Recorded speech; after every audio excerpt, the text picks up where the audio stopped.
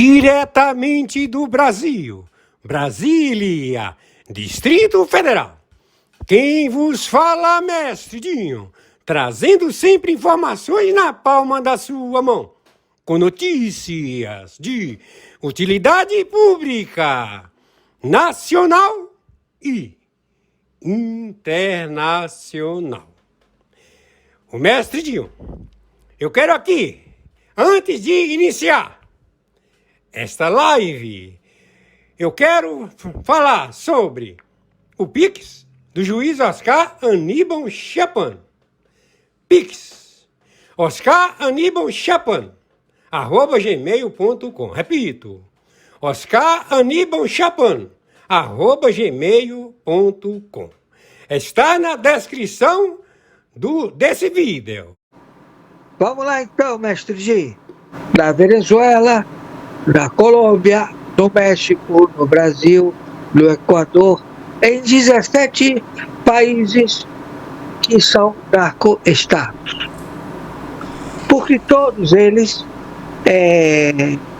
têm o seu modus característico de terror.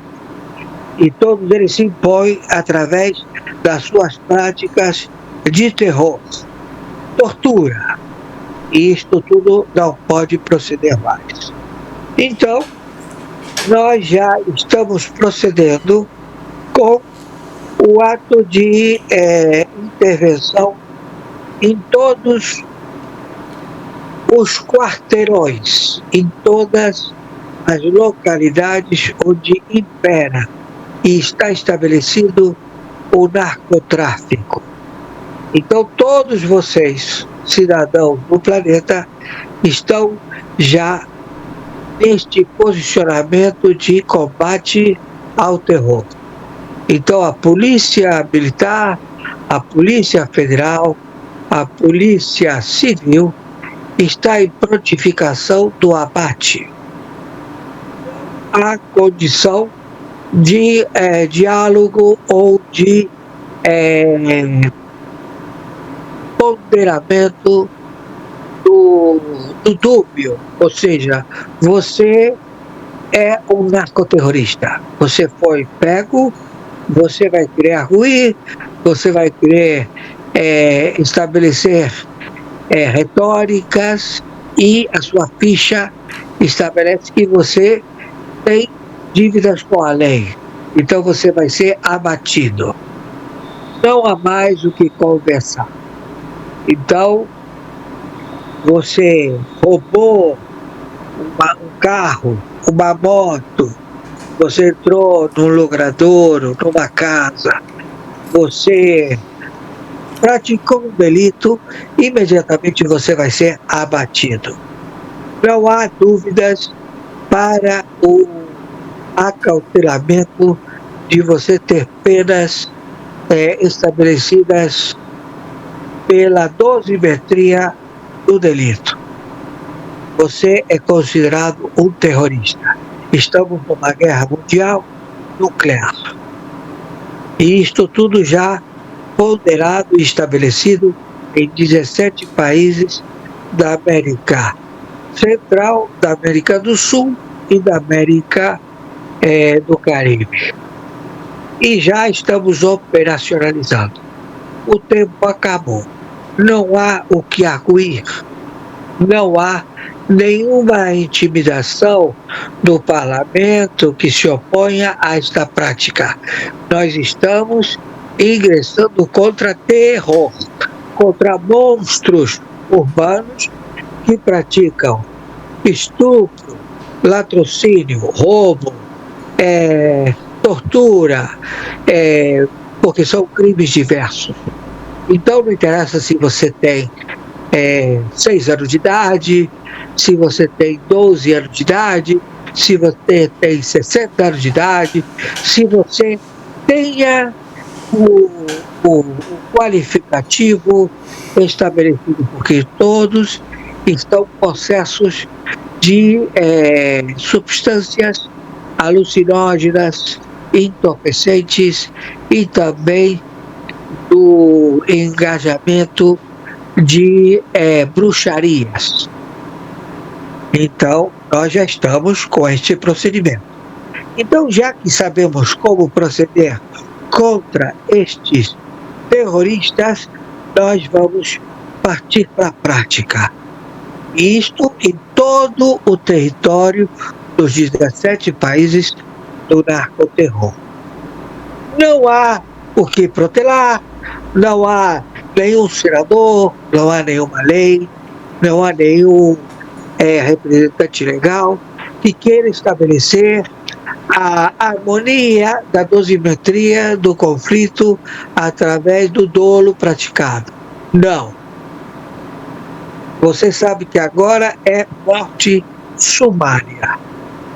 Você foi pego num delito, você vai ser executado. Você é um filho da puta. Entendeu? Não tem o que proletar, não tem nenhum tipo de aval de chegar e dizer ele é inocente, ele se precipitou, bebeu um pouco, ele bateu na mulher, a mulher veio a óbito, o sujeito, ele roubou, o tiro da arma disparou, foi sem querer, vai pra puta que te pariu. Acabou. Você não pode estar praticando estes delitos. Não cabe mais. Em todo o planeta.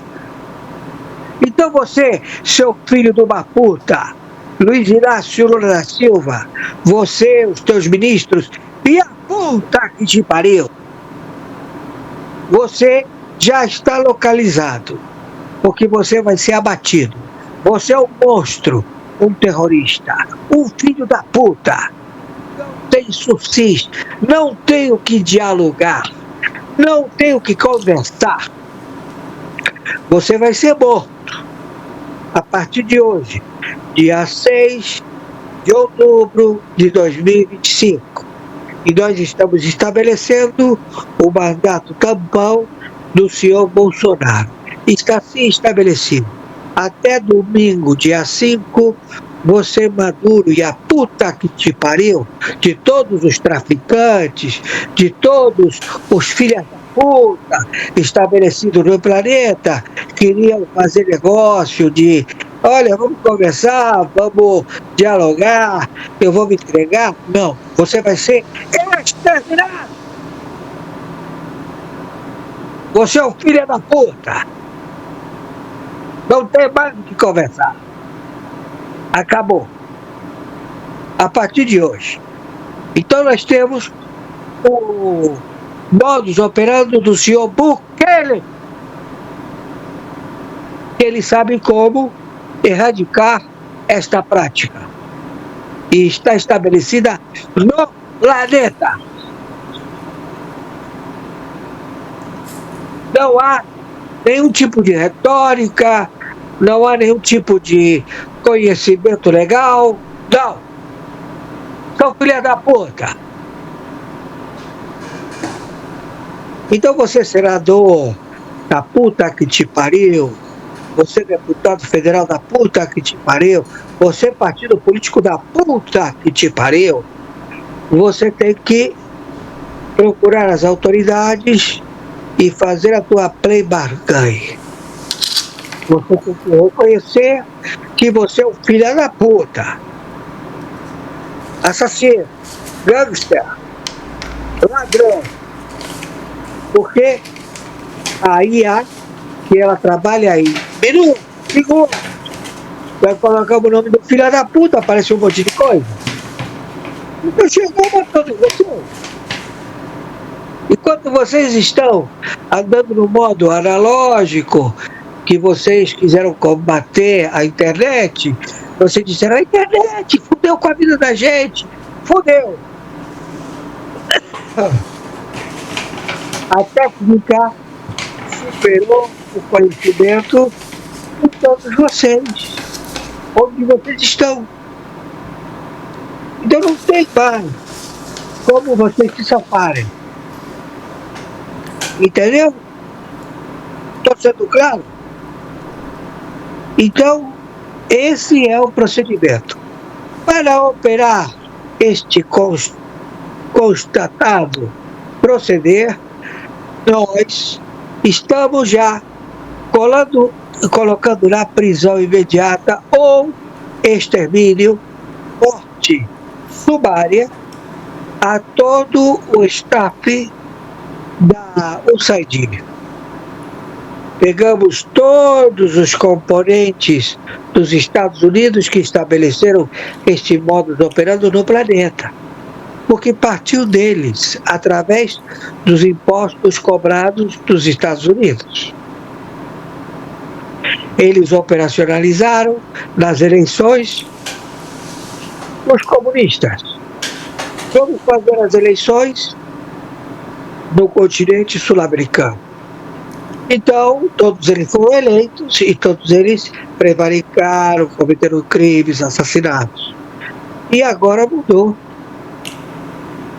Agora todos foram localizados, identificados, todos que procediam com esta fama de extermínio em massa da humanidade, estão todos a serem executados. Para você não ser executado, você vai ter que fazer a sua remissão dos teus delitos. Então você vai ter que chegar e dizer, sim, efetivamente, o dinheiro que eu tenho na conta do meu banco não é referente ao salário que eu recebo como deputado federal, como senador, como governador, como prefeito, como membro do judiciário, das autarquias. Eu sou ladrão, sou filha da puta, eu cometo crimes. Se você não proceder dessa forma, você vai ser executado sumariamente, porque você é um filho da puta. Não tem como você pagar por esse delito e ser inserido de novo na sociedade, porque você já estabeleceu leis que determinam que todo aquele que prevaricou, apareceu um filho da puta do parlamentar que estabeleceu a lei que todo parlamentar que prevaricou, que cometeu delitos, que roubou, que fez falcatruas, ele tem que ser considerado como um crime administrativo. Vai pra puta que te pariu. Isso foi ontem. Através do teu delito, não chegou remédio, não chegou nenhum tipo de insumo para crianças com câncer, com doenças raras. Você é um filho da puta. Entendeu? E você está gastando no teu carro importado, no cabeleireiro da tua mulher, a puta que te pariu, das tuas prostitutas, dos teus homossexuais que botam. Vamos exterminar. Entendeu? Então o senhor Trump se encontra com o senhor Bukele. O senhor Bukele vai dizer, eu estou liberado para operacionalizar nos focos que o senhor determinar? Sim, por favor. Então ele vai operar na Venezuela, na Colômbia, no México, no Equador, no Peru, na Bolívia, no Paraguai, no Chile, no Brasil, na Argentina, no Uruguai, na puta que o pariu. E vamos exterminar todo mundo. E vamos botar todo mundo a serem cativos à doutrina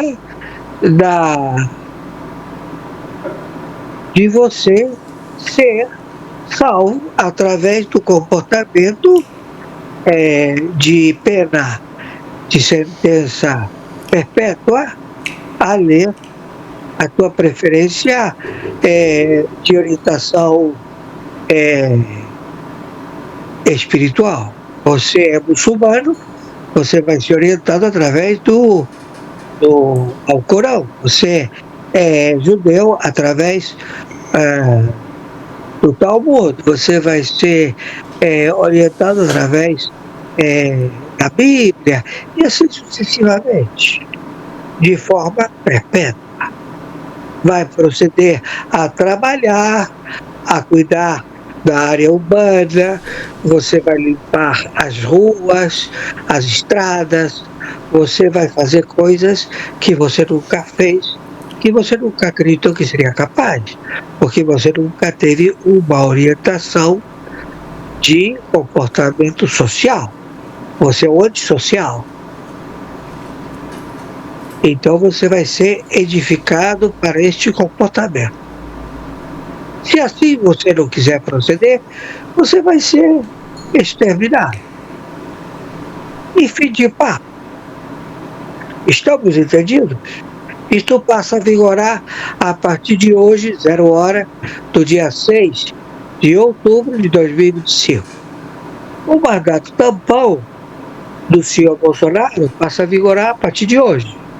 Então você, filho de uma puta, que se faz chamar Luiz Inácio Lula da Silva, e o teu parlamento de senadores, deputados federais, se vocês não derem outorga ao mandato tampão do senhor Bolsonaro, nós vamos impor. Será empossado, porque ele foi prejudicado através de fraude feita por Gilmar Mendes, Barroso, Carmen Lúcia, Toffoli e a puta que os pariu. Todos eles identificados. E se eles não gostaram, vão ser mortos sumariamente. Extermínio. Um tiro na nuca. Porque estamos em guerra mundial nuclear. E de fato, vamos ser práticos. Tá bom? Então, esse é o relatório. Sucinto, né? Rápido. Senhor Mestre Dinho, muito obrigado. Isto é o que eu posso relatar. Não posso relatar além disso, porque é o procedimento global. Ok, juiz. Meus amigos e amigas patriotas, quem vos fala, Mestre Dinho. Acabamos de assistir a live do juiz Oscar Aníbal Chapin. Na sequência, vamos assistir aquelas matérias que o juiz envia todos os dias para o Mestre Dinho. E hoje, dia 7 de outubro do ano de 2025, a seguir, as matérias de utilidade pública nacional y internacional. Lo que comenzó y las consecuencias ecológicas que esta estela de destrucción.cl. Para más información y videos como este, adiosín.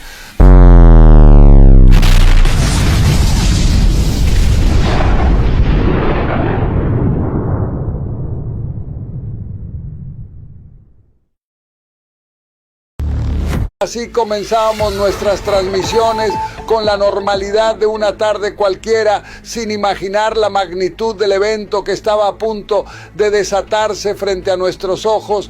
Hoy el mundo entero contiene la respiración, acongojado por un suceso que desafía toda previsión científica y toda lógica histórica.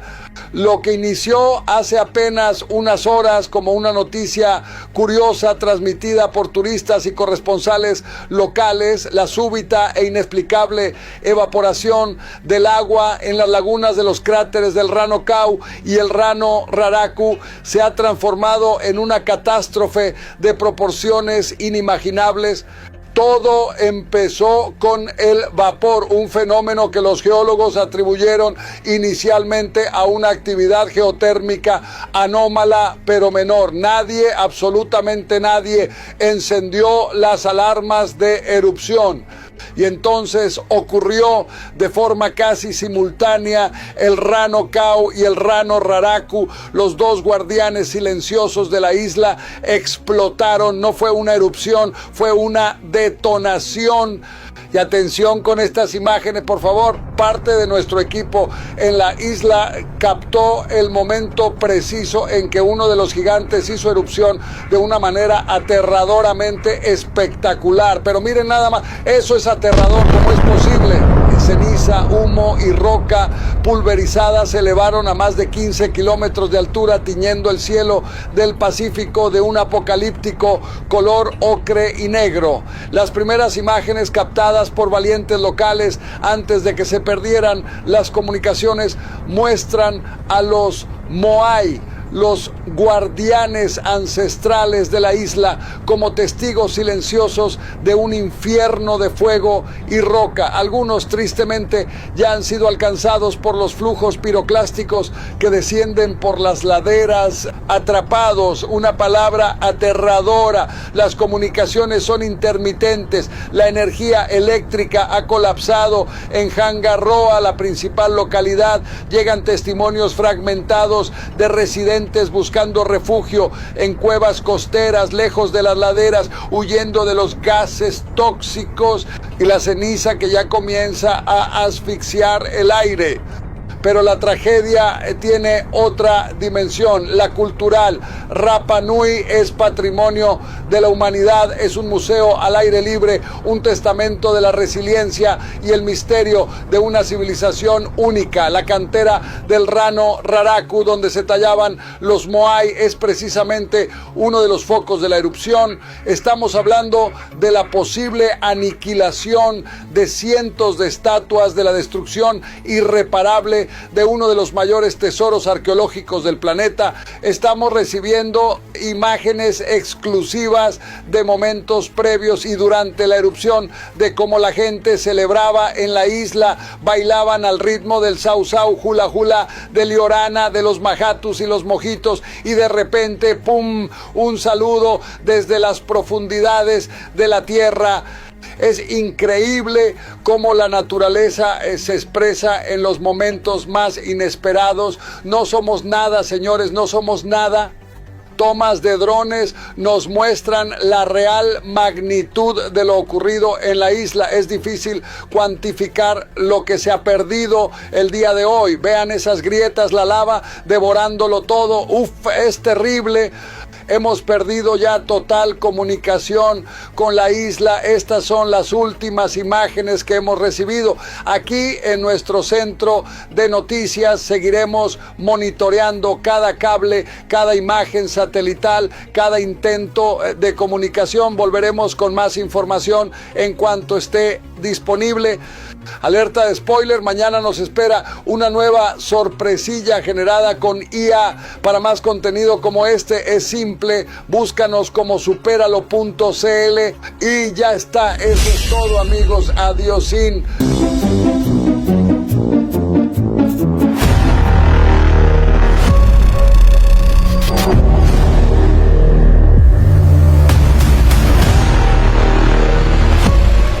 Atenção Brasil, a notícia está tomando conta da Europa. Gilmar já está há mais de 8 horas preso na imigração e a situação acaba de explodir em Portugal. Fica até o final para entender o que realmente aconteceu e quais as consequências desse escândalo internacional. Deixe o seu like, se inscreva no nosso canal e compartilhe esse vídeo antes que tirem do ar. Então preste bem atenção na notícia do dia. Nós já estamos de volta com o Oeste Sem Filtro e o ministro do Supremo Tribunal Federal, Gilmar Mendes, criou uma crise com Portugal ao criticar a nova lei de estrangeiros aprovada pelo Parlamento português, que endurece as regras de entrada e permanência de imigrantes no país. Segundo o ministro, os serviços de imigração em Portugal estão caóticos e desorganizados. A declaração do ministro brasileiro gerou reações e indignação. O deputado português Pedro Frazão, do partido Chega, reagiu às declarações de Gilmar Mendes e defendeu a soberania de Portugal nas regras de imigração. Ele afirmou que o ministro brasileiro devia primeiro pôr ordem em casa, em referência às crises políticas aqui no Brasil. O ministro do Supremo Tribunal Federal do Brasil, ministro Gilmar Mendes, decidiu vir para o nosso país atacar Portugal. Este brasileiro veio cá chamar os nossos serviços de imigração de desorganizados e caóticos. Imaginem, por não darmos o apoio suficiente aos milhares de brasileiros que vêm para cá. É preciso ter muita lata. Um ministro brasileiro que, ao longo dos anos, tem tomado muitas decisões que só favoreceram os políticos do PT e muito próximos de Lula, sobretudo naqueles processos da Lava Jato. Caótico. Caro Gilmar Mendes, caótico é o Brasil, onde milhões vivem em favelas, onde o crime organizado manda em cidades inteiras e onde a corrupção sem fim já destruiu tantos governos. Aí, Silvio Navarro.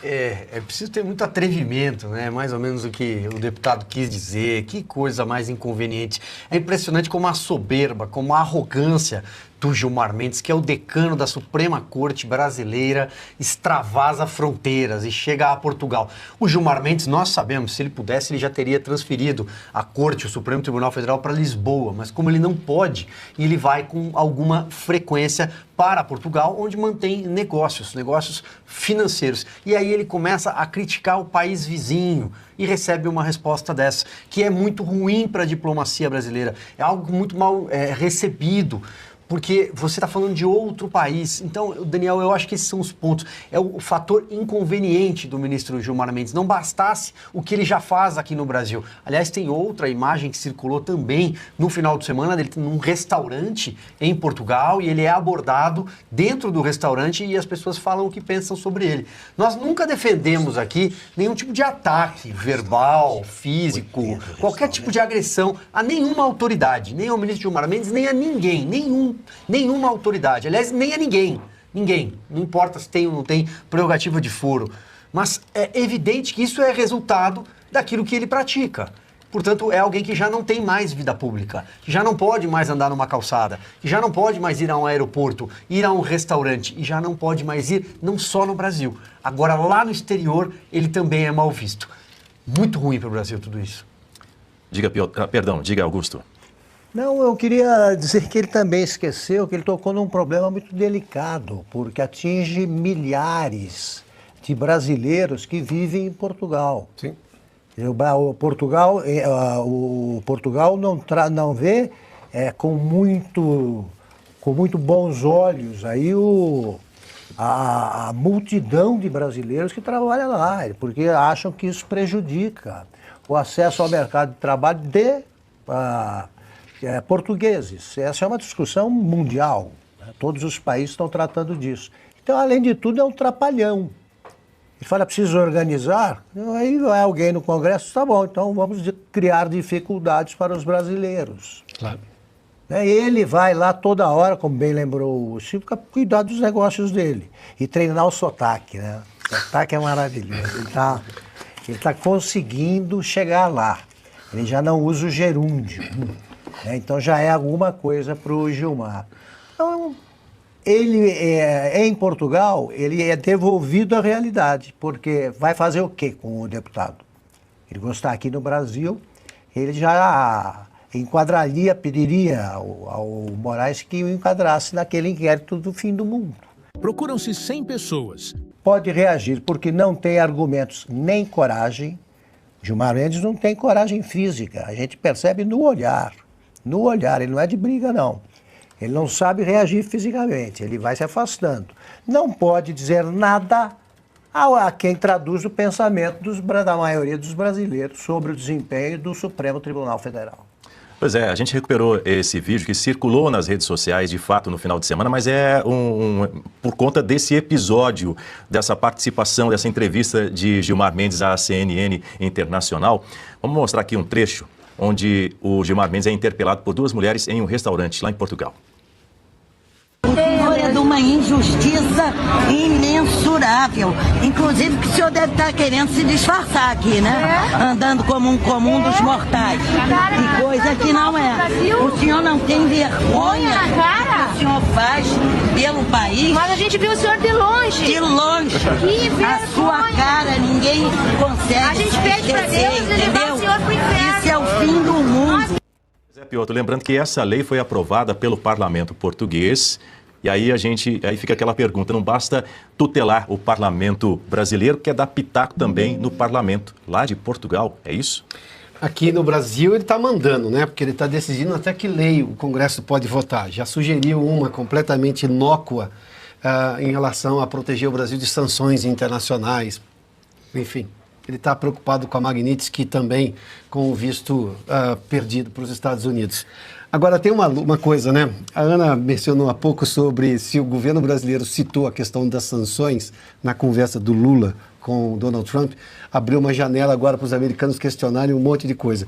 Se alguém em Portugal, em boa parte da Europa, que está lutando contra a imigração, com uma série de problemas lá, não conhecia quem era o Gilmar Mendes, agora vai passar a conhecer. Agora vai passar. E claro, há uma série de detalhes uma série a ser contada sobre o Gilmar Mendes. E convenhamos, levando-se em conta o histórico do Supremo e do próprio Gilmar Mendes, tem muita coisa que os europeus vão se assustar. Agora, veja só, né? Ele não consegue andar num restaurante em Portugal. Vamos só nos lembrar de uma frase recente do ministro Marco Aurélio Mello. Ele estava ao lado de um outro ministro supremo que me foge, que presidiu o processo do mensalão, Silvio. O Aires Brito. O Aires Brito, exatamente. Estava numa entrevista, não me lembro a qual emissora, e ele dizia assim: eu e o Aires podemos andar na rua. Ou seja, um ex-ministro supremo que pode andar. Agora, os ministros do Supremo atual não podem... Se ele fez esse treino aí, agora vem para a festa, para o teste da Paulista, né? Diga, Ana. São 100 mil telas querendo te ouvir agora. Daniel, muito obrigada. A nossa audiência maravilhosa aqui com a gente no início dessa semana. Daniel, pouco a acrescentar. Esse ponto, existe uma expressão aqui nos Estados Unidos e vai muito aproxima do que o Piotto acabou de dizer. Se ninguém conhecia o Gilmar Mendes, agora vai passar a conhecer, que se chama, aqui nos Estados Unidos, eles falam The Streisand Effect, ou seja, o efeito Streisand, que foi o que aconteceu aqui. A Barbra Streisand, ela tinha ou tem, não sei, uma casa aqui na costa da Califórnia, uma casa bem privada, e ninguém sabia que ela morava lá, e um fotógrafo fez algumas imagens aéreas para mostrar a costa, enfim, todo o processo ali de ambiental, o que estava acontecendo com a costa, perdendo, né, o terreno, o mar avançando e tal, e a casa dela saiu nessas fotos.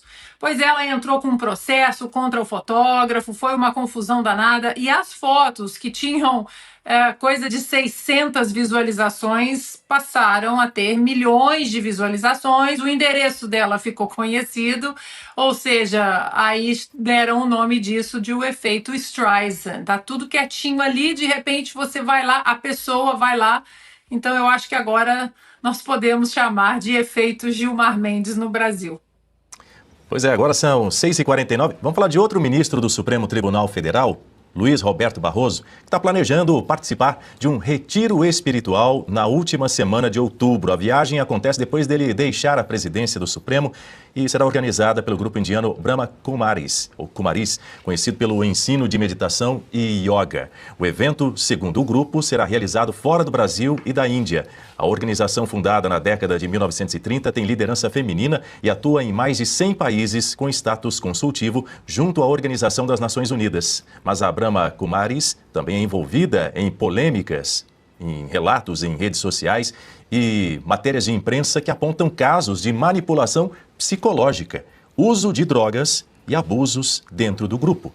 Essa não é a primeira vez que Barroso busca apoio em grupos espirituais. Em 2012, após ser diagnosticado com câncer, ele chegou a procurar o médium João de Deus, indicado pelo ex-ministro Aires Brito. Depois que João de Deus foi condenado, Barroso disse respeitar as vítimas e afirmou que sua relação com ele foi restrita e pessoal. Silvio Navarro.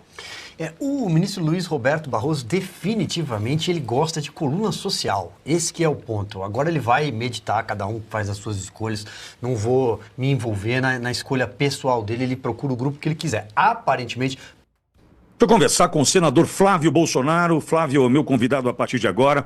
Flávio, inclusive, que ontem esteve, né, mais uma vez visitando o pai e fez um vídeo convidando para hoje, para a caminhada pela anistia, e que trouxe naquele vídeo a informação de que o nosso presidente Bolsonaro havia tomado um medicamento, estava dormindo, enfim, preocupando a todos, é claro, todos estamos preocupados com a saúde do nosso presidente Bolsonaro.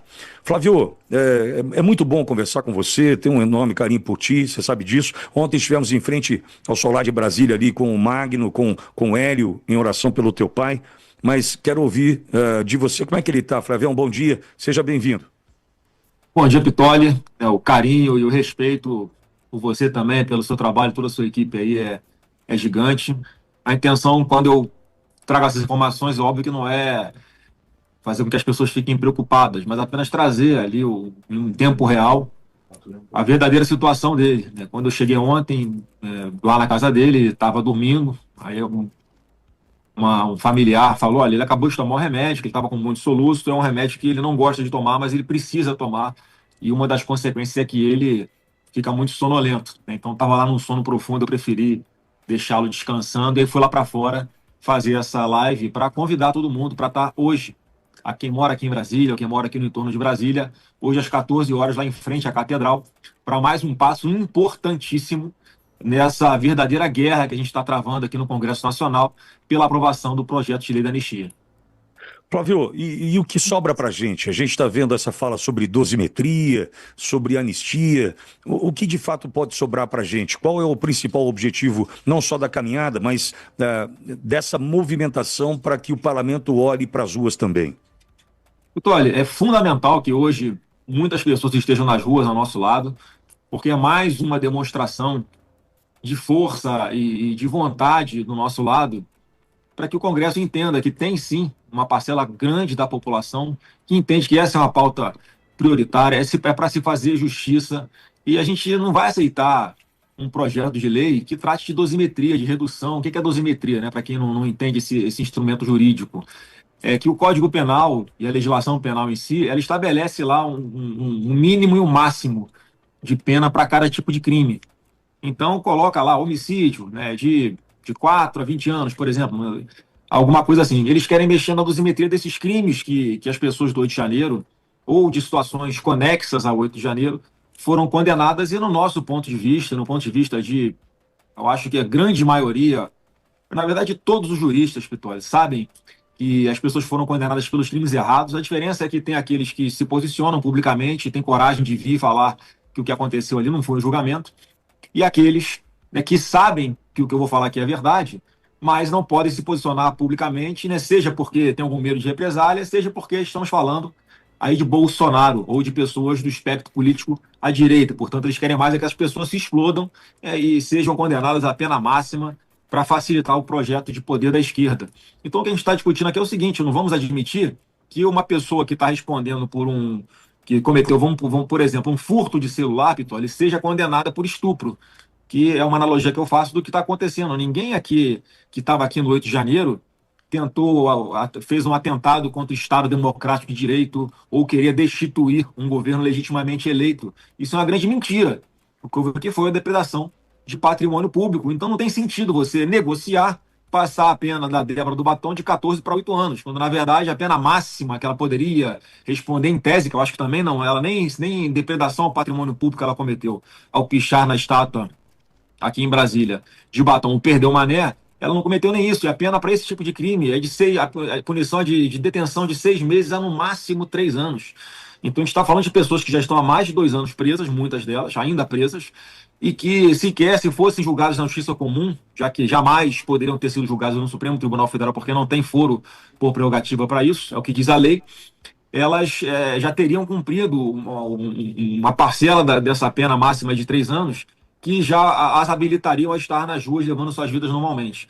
Então é por justiça essas pessoas, as pessoas que tiveram suas vidas dilaceradas, seja porque perderam um ente querido, como foi o caso mais emblemático, que é o caso do Clezão, que foi impedido de sair do hospital para cuidar da sua saúde por uma demora proposital do ministro Alexandre de Moraes em não deferir um recurso da defesa, e que houve a concordância, inclusive, do próprio Ministério Público Federal para que ele fosse para um hospital tratar da sua saúde.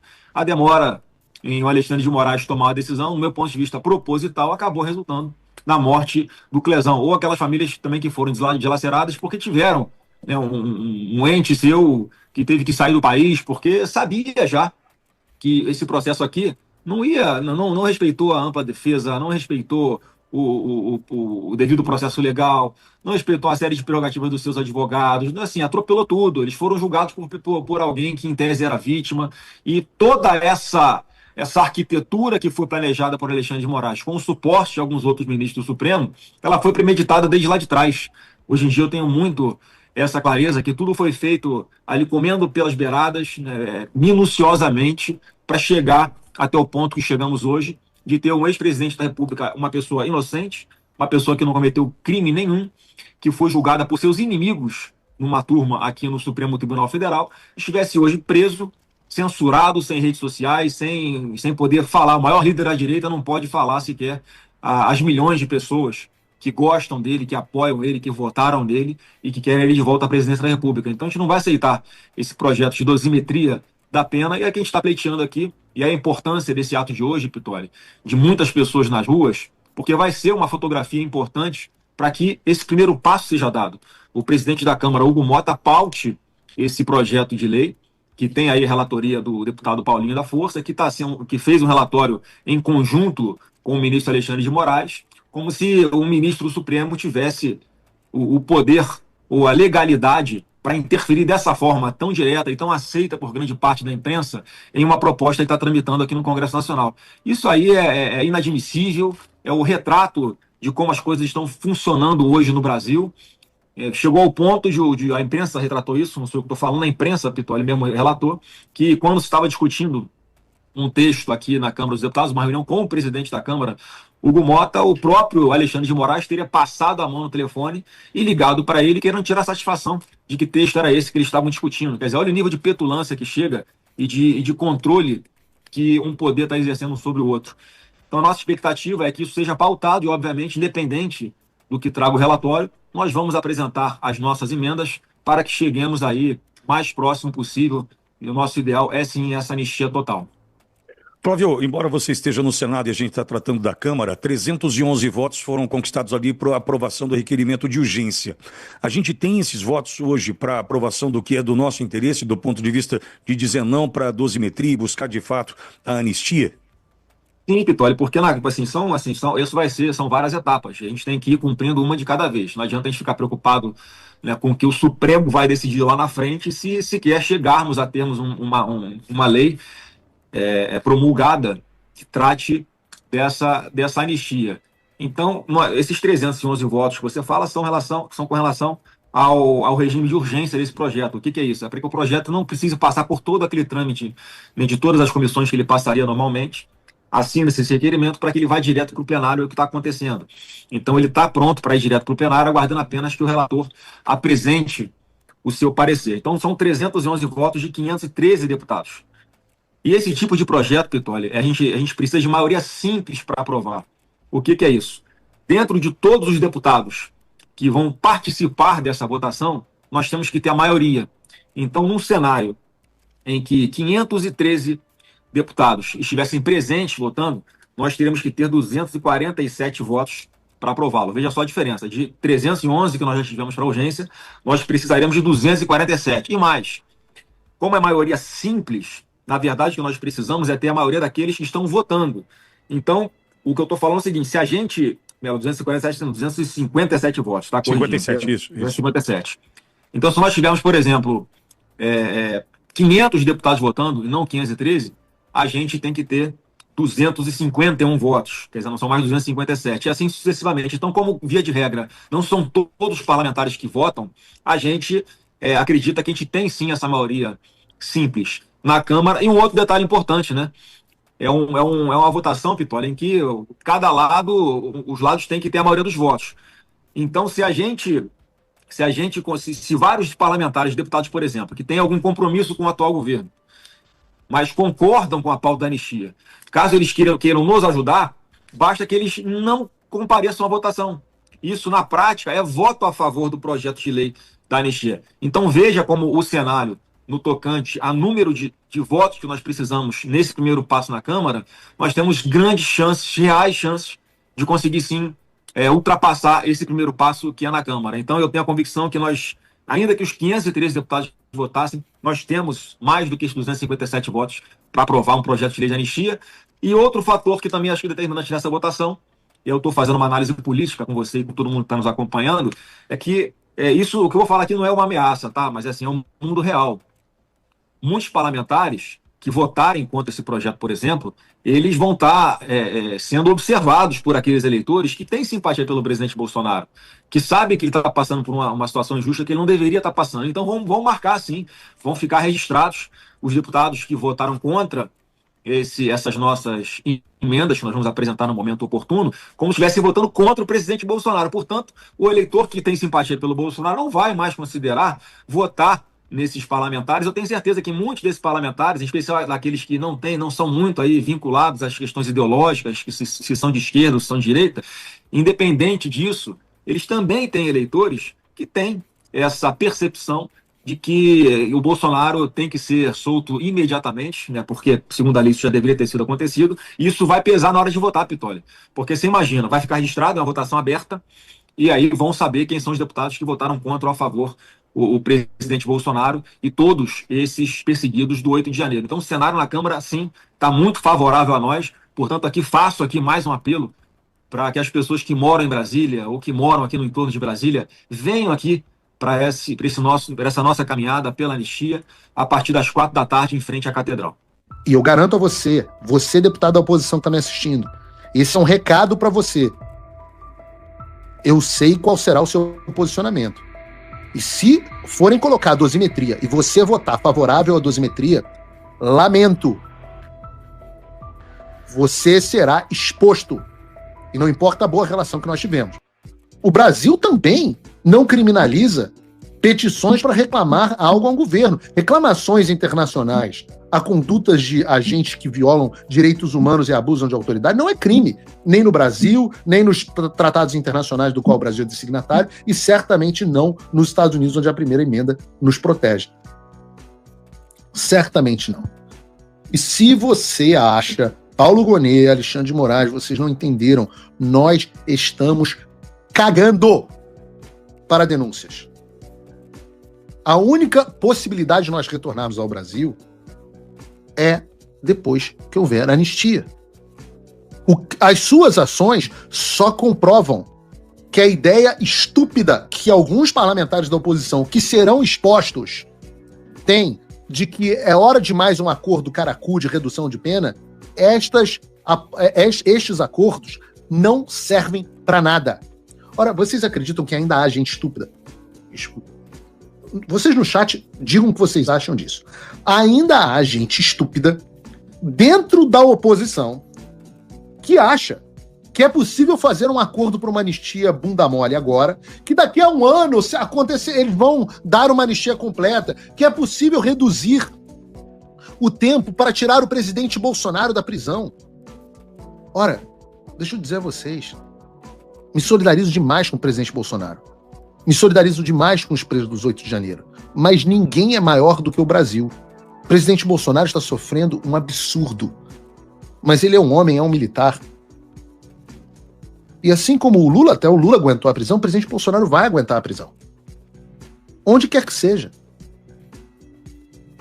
Os presos do 8 de janeiro, eles são uma parcela importante que nós queremos liberar. Mas eles próprios já se manifestaram contra uma anistia meia-boca. Ora, porque o que você vai dizer para os exilados do 8 de janeiro, que eles nunca vão retornar para sua família? E qual é a diferença? Você hoje, a anistia reduz a pena e manda o presidente Bolsonaro para casa, amanhã é aberto um novo inquérito, uma nova ação contra ele, e mandam ele de novo. Vocês querem viver o tempo inteiro debaixo dessa ameaça, ou vocês querem pacificar o Brasil? A mim só interessa a pacificação do Brasil. Caso contrário, eu não faço nem questão de voltar. Só quero voltar ao Brasil pacificado. Eu estou disposto a sacrificar minha vida por isso. E o que significa isso? Liberdade. Para que as pessoas possam falar o que querem, exercerem as suas opiniões políticas e votarem quem quiserem. E para isso é necessário que se retroaja até 2019 e se anistie todos os fatos. É isso que significa anistia ampla, geral e restrita. Que todos os fatos desde 2019 sejam anistiados. E com isso, todos os inquéritos ilegais serão encerrados, as multas serão canceladas, Alexandre de Moraes deixará de ser o juiz natural de novas ações políticas perseguindo o bolsonarismo. Esse é o caminho, esse é o único caminho. E todos aqueles que trabalharem em outra direção vão se ferrar. Eu fiz uma enquete no meu X, deveria estar até no programa de hoje. Eu fiz uma enquete no meu X perguntando o que vocês preferiam. Vou fazer isso de novo em algum outro programa. Vocês preferiam a dosimetria ou nada? e continuar lutando por uma anistia ampla, geral e restrita. 90% das pessoas do meu X, que são 100% dos eleitores de vocês do PL, 100% dos eleitores preferem nada a uma dosimetria. Ou é anistia ampla, geral e restrita, ou nada. Ou seja, vocês respondam no chat. É dosimetria ou é anistia? Preferem nada ou a dosimetria? Nós estamos indo para o tudo ou nada porque não há solução salomônica. A política, muitas vezes, é isso, é a arte do possível, é a arte de você buscar uma solução intermediária. A Bíblia explica que nem sempre há solução intermediária. Salomão, supostamente o homem mais sábio que nós já tivemos, ensina isso. Não existe meio bebê. Fala, amigos do canal. Tá gostando desse vídeo? Então não esqueça de deixar o like, comente o quanto quiser e compartilhe com seus amigos e inimigos por um Brasil melhor e mais justo. Inscreva-se no canal e nos ajude a chegar a 1 milhão de inscritos. Não saia daí que o melhor desse vídeo ainda está por vir. Melhor canal de corte do YouTube. Só existe um bebê. Não existe meia anistia. Só existe anistia. E eu garanto a você, deputado da oposição que está me assistindo, esse é um recado para você. Eu sei qual será o seu posicionamento. E se forem colocar a dosimetria e você votar favorável à dosimetria, lamento. Você será exposto. E não importa a boa relação que nós tivemos, você será exposto. Eu direi a você, afaste-se de mim, aquele que pratica iniquidade. Não o conheço. Felizmente. Isso vale para deputado e para presidente Bolsonaro. Ah, vamos ouvir o que o presidente Bolsonaro... O presidente Bolsonaro, neste momento, é um refém. Nunca foi um grande estrategista e nós estamos nessa situação por conta da péssima condução estratégica que ele fez. Não deveria nem estar no Brasil se sujeitando a essa situação, sendo utilizado como refém pelo regime. Foi incauto. Mas já que é um refém não tem condição de negociar a própria soltura. Não é do presidente Bolsonaro a liderança nesse momento, porque um refém não pode liderar um processo de negociação com reféns.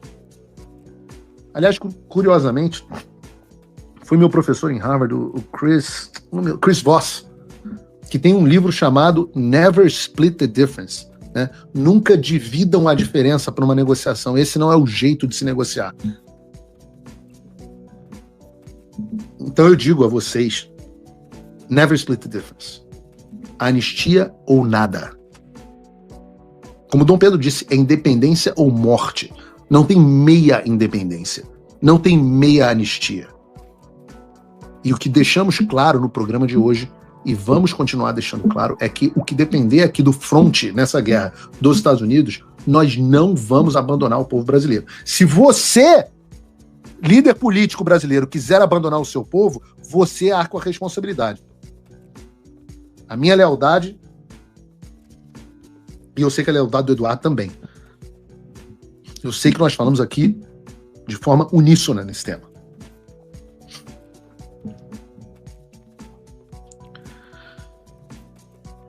O Paulo Figueiredo, uau, 92 mil mais, que se botar no Instagram, 90 e tantas mil pessoas assistindo o Paulo Figueiredo Show hoje, agradeço enorme a audiência, caramba, é pau na Globo News, é pau em todo mundo, pareço até o Érico Hilton. Flávio Bolsonaro faz convocação para a marcha pela anistia. A manifestação está prevista para ocorrer às 16 horas desta terça-feira, dia 7, na Catedral de Brasília. Na tarde desta segunda-feira, dia 6, o senador Flávio Bolsonaro do PL postou um vídeo nas redes sociais convocando a população para uma marcha em defesa da anistia aos presos do 8 de janeiro. O vídeo foi gravado em frente à casa do ex-presidente Jair Bolsonaro, em Brasília. Flávio estaria visitando o pai, que está em prisão domiciliar. Na publicação, Flávio convidou o público para uma caminhada na Esplanada dos Ministérios, com ponto de partida na Catedral de Brasília. O encontro está previsto para 16 horas desta terça-feira, dia 7. Venha conosco e mais esse ato forte a favor da anistia. Convidou o senador. Venha com a sua roupa verde e amarela, que é um símbolo, sim, da nossa nação. É a bandeira do Brasil que sempre defendemos. Flávio destacou que o apoio da população é importante para a pauta da anistia. Segundo o Senado e a Câmara dos Deputados, está prestes a votar o projeto de lei da dosimetria. A oposição trabalha contra a relatoria do deputado federal Paulinho da Força.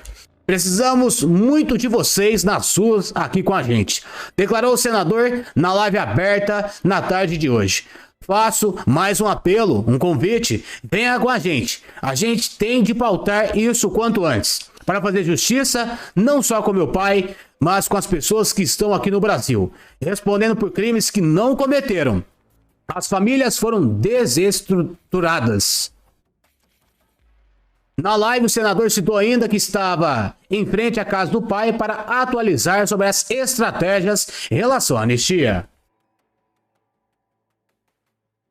Brasil se prepara e coloca 10 mil militares em prontidão na fronteira com a Venezuela. O Brasil observa com preocupação as tensões crescentes na América do Sul. Enquanto os Estados Unidos desloca navios para o Caribe, a Venezuela mobiliza milhões de milicianos. Com o Brasil se preparando para o pior cenário. A resposta brasileira começou ainda em junho. A Operação Atlas 2025 mobilizou 10 mil militares das 3 Forças Armadas para Roraima. Esse é o maior exercício militar do Brasil. Conta com diversos equipamentos como o famoso Astros, aeronaves e blindados. Boa Vista já virou base estratégica temporária, justamente na fronteira direta com a Venezuela e Guiana. A previsão é que a operação dure por todo o mês de outubro, ou até as tensões baixarem. O ministro da Defesa brasileiro, José Múcio, alerta para riscos de imigração forçada para o nosso território. Maduro pode interpretar a Operação Atlas como uma aliança brasileira com os Estados Unidos.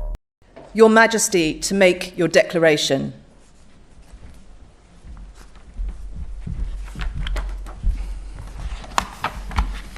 O assunto que me traz aqui hoje é bastante sério.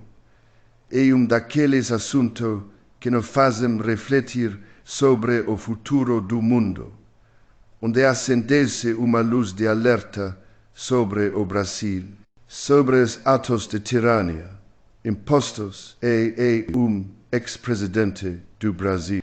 Ações temerárias que podem desencadear uma grande instabilidade. Instabilidade essa causada por uma desenfreada busca por poder. Temos assistido governo corrupto que luta para manter sua população na pobreza e ignorância. Governo satânico que usa a pobreza e benefícios travestido de humanitários para garantir a perpetuação da pobreza, que agora usa seu sistema de justiça para colocar suas botas sobre a população, reprimindo qualquer que se opõe a esse sistema. Temos acompanhados a ascensão de ditador de toga, líder da Suprema Corte altamente desumano, corrupto e endemoniado. Como uma maldade sem tamanho, endemoniado, relado sobre pessoas presas sem julgamento, milhares delas. Relatos de pessoas comuns, pessoas que não têm direito à defesa presas em nome desse monstro. A Suprema Corte do Brasil está julgando e prendendo pessoas que usam se pronunciar contra a esquerda do Brasil. Sem julgamento, temos acompanhado de perto todas as sanções aplicadas pelo presidente Trump e seguimos a mesma linha de pensamento. Tenho acompanhado as restrições impostas aos membros que criarão essa instabilidade e cometem crimes contra a humanidade no Brasil. Declaro que a Inglaterra seguirá as decisões do CUE. Porém, não temos a mesma paciência dos Estados Unidos.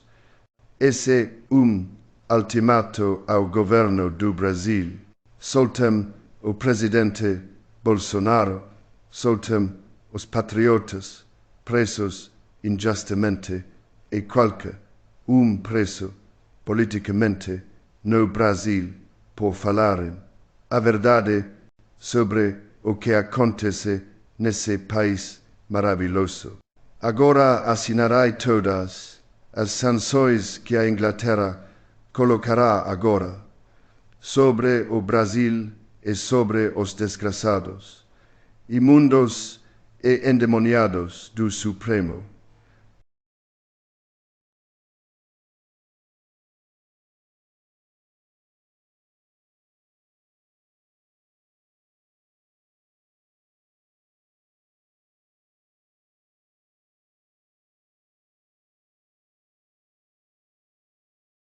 Deus salve o Brasil.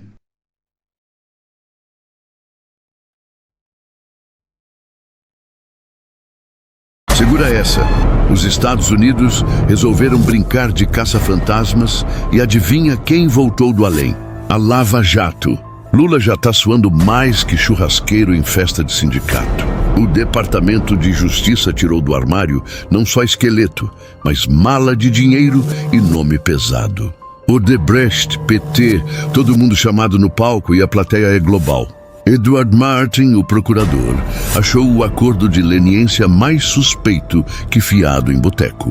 Andrew Whitman, o gringo que assinou, tem até 7 de outubro para abrir a boca. Se não falar, vai ter que ensaiar marcha lenta atrás das grades. Enquanto isso, no Brasil, Toffoli apagou provas da Lava Jato como quem apaga conversa proibida no WhatsApp. Resultado: viramos piada internacional. Mas os gringos não têm jeitinho. Querem saber, cadê os 3,5 bilhões? Se não explicar, vai ter político trocando gravata por tornozeleira fashion. Segura essa. Os Estados Unidos resolveram brincar de caça-fantasmas e adivinha quem voltou do além? A Lava Jato. Lula já tá suando mais que churrasqueiro em festa de sindicato. O Departamento de Justiça tirou do armário não só esqueleto, mas mala de dinheiro e nome pesado. Odebrecht, PT, todo mundo chamado no palco e a plateia é global. Edward Martin, o procurador, achou o acordo de leniência mais suspeito que fiado em boteco. Andrew Whitman, o gringo que assinou, tem até 7 de outubro para abrir a boca. Se não falar, vai ter que ensaiar marcha lenta atrás das grades. Enquanto isso, no Brasil, Toffoli apagou provas da Lava Jato como quem apaga conversa proibida no WhatsApp. Resultado: viramos piada internacional. Mas os gringos não têm jeitinho. Querem saber, cadê os 3,5 bilhões? Se não explicar, vai ter político trocando gravata por tornozeleira fashion. Segura essa. Os Estados Unidos resolveram brincar de caça-fantasmas e adivinha quem voltou do além? A Lava Jato. Lula já tá suando mais que churrasqueiro em festa de sindicato. O Departamento de Justiça tirou do armário não só esqueleto, mas mala de dinheiro e nome pesado. Odebrecht, PT, todo mundo chamado no palco e a plateia é global. Edward Martin, o procurador, achou o acordo de leniência mais suspeito que fiado em boteco. Andrew Whitman, o gringo que assinou, tem até 7 de outubro para abrir a boca. Se não falar, vai ter que ensaiar marcha lenta atrás das grades. Enquanto isso, no Brasil, Toffoli apagou provas da Lava Jato como quem apaga conversa proibida no WhatsApp. Resultado: viramos piada internacional. Mas os gringos não têm jeitinho. Querem saber, cadê os 3,5 bilhões? Se não explicar, vai ter político trocando gravata por tornozeleira fashion. Segura essa. Os Estados Unidos resolveram brincar de caça-fantasmas e adivinha quem voltou do além? A Lava Jato. Lula já tá suando mais que churrasqueiro em festa de sindicato. O Departamento de Justiça tirou do armário não só esqueleto, mas mala de dinheiro e nome pesado. Odebrecht, PT, todo mundo chamado no palco e a plateia é global. Edward Martin, o procurador, achou o acordo de leniência mais suspeito que fiado em boteco. Andrew Whitman, o gringo que assinou, tem até 7 de outubro para abrir a boca. Se não falar, vai ter que ensaiar marcha lenta atrás das grades. Enquanto isso, no Brasil, Toffoli apagou provas da Lava Jato como quem apaga conversa proibida no WhatsApp. Resultado: viramos piada internacional. Mas os gringos não têm jeitinho. Querem saber, cadê os 3,5 bilhões? Se não explicar, vai ter político trocando gravata por tornozeleira fashion. Sai um alerta vermelho em Israel a respeito do Irã, que está sancionado agora por todos os países europeus, pela ONU. O Irã não pode comprar e nem vender mais nada para ninguém. Está completamente isolado, o que ameaça diretamente o regime iraniano, que rapidamente correu a ameaçar, inclusive, os Estados Unidos. Será que o Irã tem a capacidade? O Irã é conhecido justamente por ameaçar muito, mas depois da Guerra dos 12 Dias, eu entendo que não se brinca com o Irã. As ameaças do Irã devem ser levadas a sério. O Irã tentou assassinar Donald Trump durante a campanha, mais de uma vez. O Irã tentou interferir no sistema eleitoral americano, mais de uma vez. O Irã lançou, mais de 500 mísseis balísticos de cruzeiro contra Israel na última guerra. O Irã não é brincadeira. Sai um alerta vermelho em Israel a respeito do Irã, que está sancionado agora por todos os países europeus, pela ONU. O Irã não pode comprar e nem vender mais nada para ninguém. Está completamente isolado, o que ameaça diretamente o regime iraniano, que rapidamente correu a ameaçar, inclusive, os Estados Unidos. Será que o Irã tem a capacidade? O Irã é conhecido justamente por ameaçar muito, mas depois da Guerra dos 12 Dias, eu entendo que não se brinca com o Irã. As ameaças do Irã devem ser levadas a sério. O Irã tentou assassinar Donald Trump durante a campanha, mais de uma vez.